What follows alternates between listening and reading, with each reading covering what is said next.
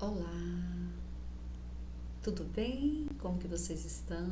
Eu sou a professora Rosenilde e hoje nós vamos apresentar esse vídeo aula para que vocês possam ser auxiliados para o exercício, a materialidade da pesquisa em educação e ensino. Hoje está bem fresquinho, né? Vamos tomar um leitinho quente, um chocolate, um cafezinho, mas está muito gostoso hoje realmente. Eu vim apresentar para vocês um pouquinho do que eu chamo de pesquisa em educação. E qual que é a ideia? A pesquisa em educação, ela é um campo teórico muito específico, né? Os objetos de estudo da pesquisa em educação, e essa pesquisa que eu venho discutir para vocês, eu focalizo muito o campo da pedagogia, que eu chamo de pesquisa pedagógica. São determinados tipos de pesquisa que o foco é o processo ensino e aprendizagem em todos os seus intervenientes, todos os elementos que interferem nesse objeto. Por que é importante os professores pesquisarem? Olhe, um professor que não pesquisa, ele vai ser apenas um consumidor de produção, de conhecimentos produzido por pessoas alheias ao seu contexto. Por exemplo, quem que faz um livro didático? Geralmente são feitos em centros muito distantes. Então, nós usamos aqui em Rio Verde, Goiás, ou qualquer que seja o município, Urutaí, Morrinho, Ceres, Iporá, conhecimentos produzidos por pessoas alheias. E a nossa defesa, e aí eu preciso apresentar para vocês de onde eu estou falando, eu fiz o meu mestrado, doutorado em Ciências da Educação, e um dos focos das minhas pesquisas há mais de 20 anos é a defesa da importância e necessidade dos professores pesquisarem a sua prática, o que eu chamo de pesquisa pedagógica. Por quê? O professor que pesquisa a sua prática, ele tem condições de inová-la, ressignificá-la, aprimorá-la. E nós estamos vivendo num tempo agora complexo, ambíguo, né, provocado pelo Covid-19, que mostra para nós a necessidade da ressignificação de nossas práticas. O ensino antes presencial passa a ser mediado pelas tecnologias e muitos professores não estão preparados para a mobilização desses artefatos tecnológicos. Então, o professor que pesquisa, ele realmente procura inovar e ressignificar a sua prática, né? E dos tipos de pesquisa muito utilizado na educação são as pesquisas de abordagem qualitativa.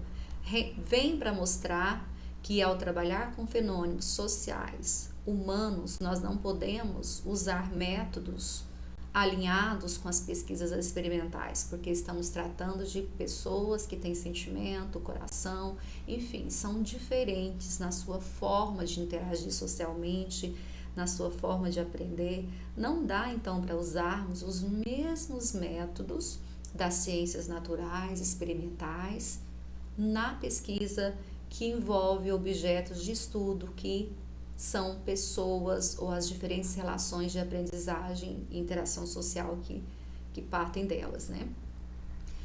Eu vou apresentar para vocês alguns tipos de educação, esclareço, professora Rosenilde, eu não conseguirei esgotar todas essas possibilidades, mas eu digo para vocês, como eu falei no início, nós estamos tratando do professor pesquisador, aquele que pesquisa a sua prática pedagógica. Então, nesse fenômeno de estudo em si, algumas pesquisas são muito utilizadas. Estudo de caso é você estudar uma situação específica, delimitada, o processo de aprendizagem de uma turma ou de um grupo de alunos ou de um aluno, a prática de ensino de uma professora.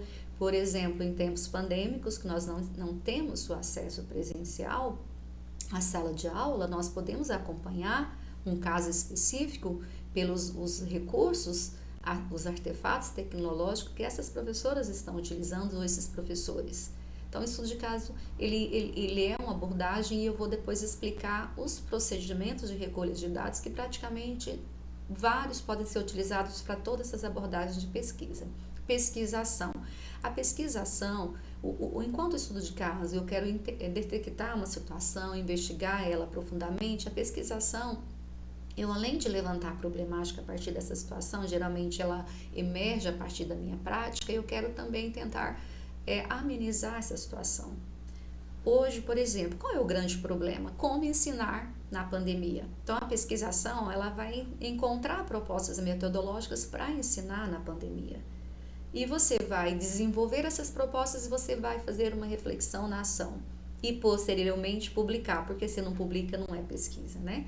Narrativas é um campo que eu particularmente gosto muito, porque as narrativas ela envolve os aspectos socioculturais, históricos e biográficos das pessoas. Então, eu sou professora Rosenilde, eu falo a partir do meu chão cultural. Qual é o meu chão epistemológico e teórico? Né? De formação são as ciências da educação. Qual é a minha vivência familiar, profissional?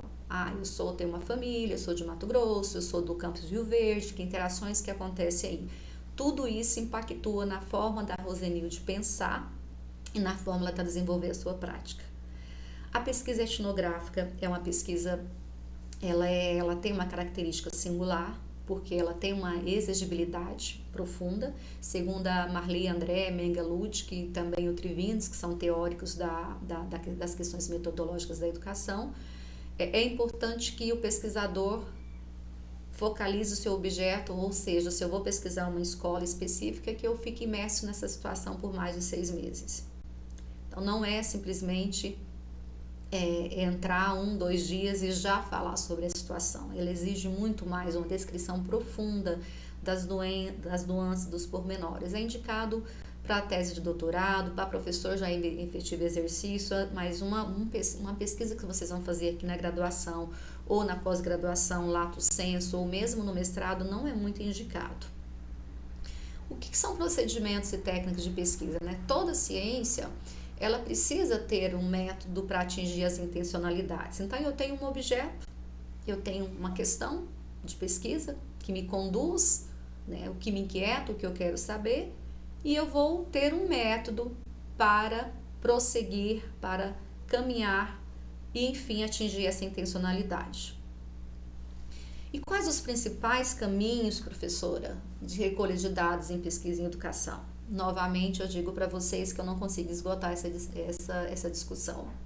Mas no caso específico que eu estou conduzindo vocês para o desenvolvimento da pesquisa pedagógica, que é o professor pesquisador que pesquisa o ensino e aprendizagem, eu vou destacar alguns elementos. A observação, a entrevista questionário, análise de documentos, grupo focal, narrativas, fotografias e videogravação. A observação, ela pode ser participante ou não participante. Por que observação participante? Participante, eu posso estar imerso na situação.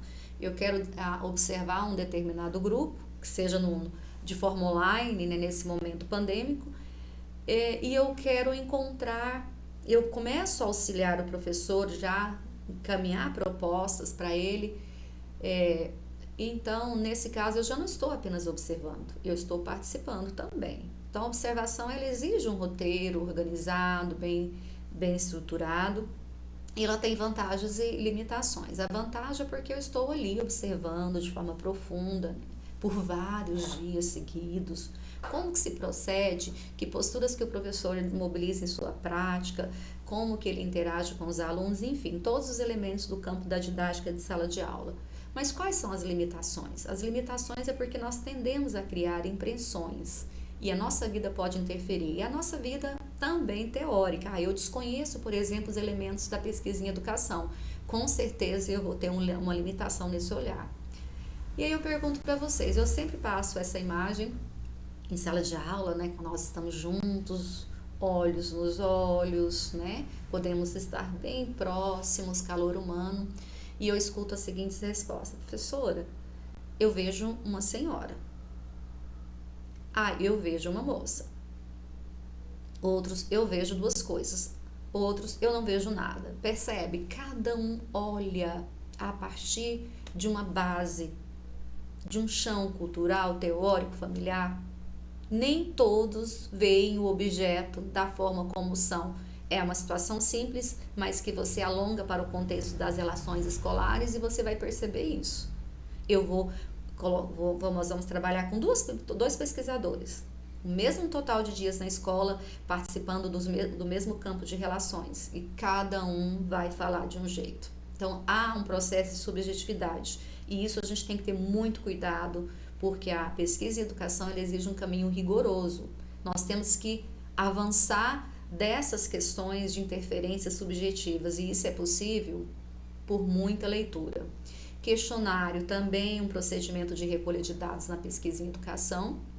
Ele tem, podem ser com perguntas fechadas, abertas e combinando as duas que são as mistas. É bacana quando nós trabalhamos com um número grande de pessoas. Nós temos, por exemplo, uma pesquisa no Residência Pedagógica da turma anterior que nós entrevistamos ou aplicamos um questionário para mais de 170 pessoas, que são os bolsistas que entraram. Então, com um número bem denso como esse, fazer entrevista é muito complicado. O questionário é mais utilizado, mas o questionário também ele é muito limitado.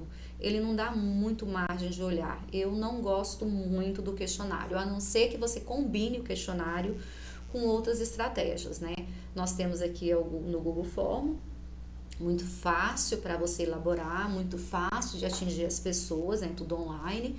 Muitos não respondem, mas você tem que ficar o tempo todo, né? E você não pode obrigar a pessoa a responder, mas você vai motivando até que você consiga atingir as suas finalidades.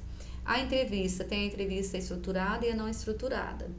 A entrevista estruturada, você, a partir das suas intencionalidades e questões de pesquisa, você conduz a entrevista direcionando para as perguntas que você quer. Eu quero, por exemplo, perceber que estratégias didáticas o professor está mobilizando na pandemia, no ensino remoto. Bom, então eu vou fazer perguntas, eu vou perguntando. Às vezes a pessoa não se lembra, você usa isso, você usa aquilo, entende? Você vai conduzindo. E a não estruturada, simplesmente você faz a grande pergunta e deixa a pessoa falar à vontade sobre essa questão. Narrativas. As narrativas também são muito parecidas com as entrevistas, mas diferentemente, ao invés de eu simplesmente perguntar quais são as estratégias, professor, que você está mobilizando na pandemia, eu quero saber quem é você, qual a sua formação, como é a sua vida, porque todas essas questões impactuam na sua forma de atuar. E como eu falei para vocês, eu sou adepta das narrativas, porque eu falo sempre a partir de um lugar, e as narrativas dão essa possibilidade de compreensão de uma forma mais total do fenômeno observado, e não apenas o fato pelo fato em si, quando a pessoa responde. E nas narrativas, eu tenho narrativa oral, eu simplesmente peço para vocês, eu quero saber como que vocês estão aprendendo, quais são os desafios que vocês estão tendo nesse processo pandêmico, vocês vão fazer uma carta para mim, pronto, e eu vou analisar a partir daí. Eu não indico, eu só faço, eu conduzo de uma forma mais geral. Ela é muito espontânea também, o ato da conversa, da recolha das narrativas. Eu posso usar fotografias também, a Maria Helena Abraham fala muito sobre isso, né? Que a imagem, a narrativa imagética também, ela é muito utilizada, né? O filme. Então, todos os tipos são materiais que eu possibilito analisar o fenômeno em si. Todos esses procedimentos precisam ter um rigor metodológico de registro. Se eu faço a observação de uma prática, seja online, na pandemia ou lá na sala de aula presencial, eu preciso ter data, registro, horário, uma sequência de informações, porque é a partir daí que eu vou analisar os dados. Não é simplesmente chegar e descrever tudo que eu fiz. Ou eu fico 6 meses assistindo e nunca registrei nada e já quero avaliar. Isso não é possível na pesquisa em educação. O grupo focal é um grupo que eu posso trabalhar por até 12 pessoas, eu não indico mais que isso, porque é complexo, você vai entrevistar as pessoas tudo ao mesmo tempo. Por exemplo, se for presencial, faz uma roda e você vai e deixa as pessoas debatendo. Às vezes é difícil porque você grava e é meio complexo. Se for no Google Meet, você numa reunião no Google Meet, qualquer outro, no Zoom, qualquer outro artefato, eu posso fazer com as 6 pessoas e eu vou perguntando, muito legal também, muito interessante. Mas às vezes um pode interferir a resposta do outro, né? Diferentemente quando a entrevista é individual. Enfim, ponto. O que nós podemos fazer então, na perspectiva do professor pesquisador no contexto da pandemia? O que nós podemos fazer? E aí, lá quando eu falei para vocês da pesquisação, é preciso a gente ter um problema para poder fazer uma intervenção e analisar como é que foi essa proposta, o desenvolvimento dessa ação pedagógica. Então, a minha sugestão nesse momento, a minha orientação é que vocês façam um diagnóstico para depois agir. Professora, mas o diagnóstico não tem que estar na escola, o processo de ambientação, ele não tem que ser físico, material? Não, pessoal. As coisas não estão acontecendo no virtual, vamos também fazer um diagnóstico, uma ambientação no virtual. Como que seria isso? Eu posso fazer entrevista com gestores, coordenadores, professores, eu posso fazer entrevista com pais de alunos, com alunos, para perceber como que eles estão atuando nesse processo, enfim. A ideia é que vocês façam um estudo de caso e também uma intervenção. Percebe que a pesquisação pode incluir um estudo de caso sem problemas? Então, não há assim uma limitação, é isso ou aquilo. Vocês podem combinar vários tipos e vários procedimentos. Vamos fazer um diagnóstico, né? Pode usando qualquer um desses procedimentos, ou a entrevista, análise de documentos, recolha de narrativas, análise de documentos, projeto político-pedagógico, regimento escolar, orientação curricular, sistema de ensino. Com certeza tem documentos reguladores para esse momento da pandemia. Vamos tentar descobrir tudo. Vamos pegar um professor X de uma escola X e tentar verificar como ele está acompanhando. Podemos também fazer observação das aulas virtuais, como que estão acontecendo o WhatsApp, Google Meet. Enfim, são vários mecanismos e procedimentos para tentar investigar e encontrar uma solução. E eu percebi, professora, que eu posso trazer, e aí é o segundo momento, o que nós podemos fazer de proposta. Eu posso trazer eu quero fazer um vídeo aula para auxiliar no ensino de determinado conteúdo. Eu quero fazer um experimento, pronto, você é um experimento simples, você pode fazer um vídeo aula e pedir para o aluno fazer um experimento, gravar e mandar para vocês. É muito interessante que o processo de intervenção de vocês não seja perspectivado na metodologia tradicional. Eu vou dar uma série de suportes para vocês, de indicações para que vocês coloquem um aluno no centro do processo de ensino e aprendizagem, que ele seja o protagonista da sua aprendizagem. Não dá para fazer a mesma coisa. Então, para esses dois momentos, do diagnóstico e da intervenção, vocês precisam ler a respeito para fazer um bom projeto, para fazer uma boa proposta de ação pedagógica, porque senão vocês vão continuar do mesmo jeito, simplesmente reproduzindo. Para dar o suporte maior, eu vou trazer para vocês algumas propostas de sugestões de vídeos e leituras, todas estarão hospedadas no Centro de Educação Rosa de Saberes. Eu trago alguns textos do José Moran, que está escrito Murim, não está correto, é Moran. Eu trago também alguns vídeos da Lília Best, que ela trabalha bastante com José Moran. Por que o José Moran? José Moran hoje tem sido uma referência, porque ele já discutia isso há muito tempo. Ensino virtual, o uso das tecnologias, ensino híbrido, agregando o presencial com a EAD, ele é realmente uma referência boa nesse momento. Nós temos todo o material dos ciclos e seminários temáticos, eu vou passar tudo isso aqui para vocês. Nós temos o material produzido por mim e pela Patrícia sobre as metodologias ativas, práticas de avaliação, nessa perspectiva de metodologias ativas.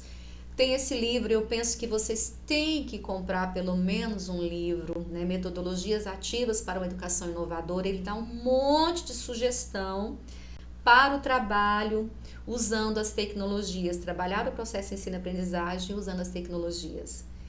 Eu espero, pessoal, ter contribuído com vocês, que vocês possam fazer bom uso e que vocês sejam futuros professores e investigadores da própria prática. Muito obrigada, com muito carinho.